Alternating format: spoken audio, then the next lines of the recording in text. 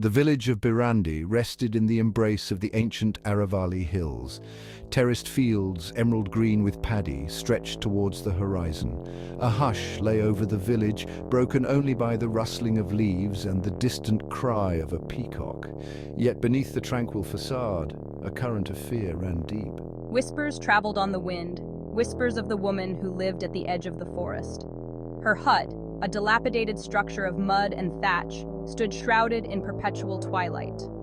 The villagers spoke of her in hushed tones, their voices laced with fear and superstition.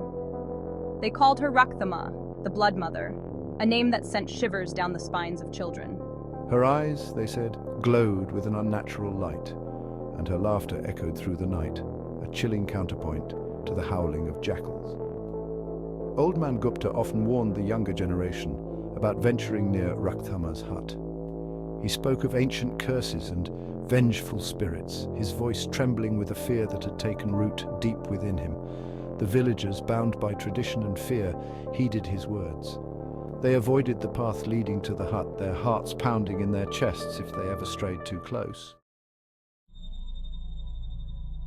Rakthama was an enigma, her past shrouded in mystery. Some whispered that she was a woman scorned, driven mad by grief and betrayal. Others claimed she had made a pact with dark forces, trading her soul for forbidden knowledge. The truth, like the woman herself, remained elusive, hidden behind a veil of fear and speculation. Softly, her only companion was a sleek black cat, its eyes like two glowing embers in the darkness. The creature would often be seen slinking through the village, its presence sending a chill down the spines of those who crossed its path. A string of misfortunes had befallen the village in recent months. Crops withered and died, cattle fell ill, and children were plagued by nightmares. Fingers pointed to Rakthama. She was, they claimed, the source of their misery, a bringer of misfortune and despair. Fear, potent and contagious, spread through the village like wildfire. The villagers, their minds poisoned by superstition and fear, began to eye Rakthama with suspicion and hatred. Driven by desperation and fueled by blind faith, the villagers decided to take matters into their own hands. A council was convened under the flickering light of oil lamps, the air thick with apprehension. Old Man Gupta, his face etched with a lifetime of worry, presided over the gathering. His voice, usually frail and reedy, boomed with uncharacteristic authority as he addressed the assembled villagers. She must be stopped. We must cleanse our village of her evil. A plan was hatched, a terrifying solution born out of fear and desperation. They would confront Rakthama, accuse her of witchcraft, and banish her from the village.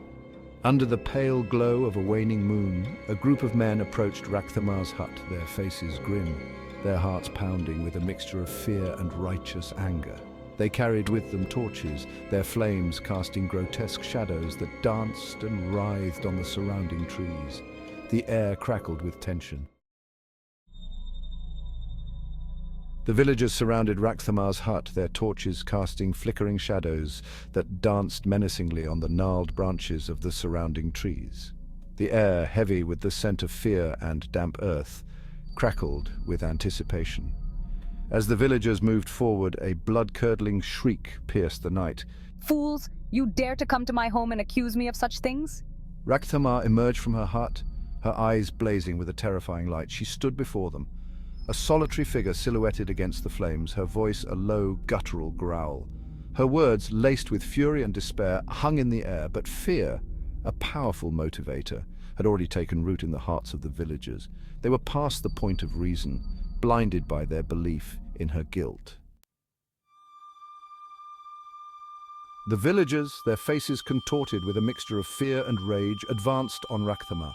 They were like men possessed, driven by a primal urge to destroy that which they did not understand.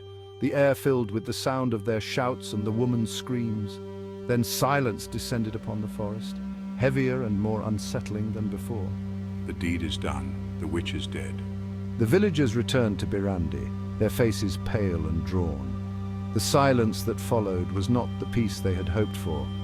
It was a silence pregnant with unease, a silence that whispered of retribution. A palpable sense of dread settled over the village, seeping into the very marrow of their bones. The whispers that had once spoken of Rakthamar now spoke of her vengeance. The nightmare had only just begun. The once peaceful village was now plagued by horrifying events. Crops withered, livestock perished, and a strange sickness spread, claiming young lives. Whispers of Rakthamar's vengeful spirit spread, and fear gripped the villagers. Those who had a hand in Rakthamar's demise met gruesome ends. Their deaths were chilling reminders of their actions. Birandi, once tranquil, was now haunted, stained by blood and a curse. The witch was dead, but her spirit lived on, haunting the village.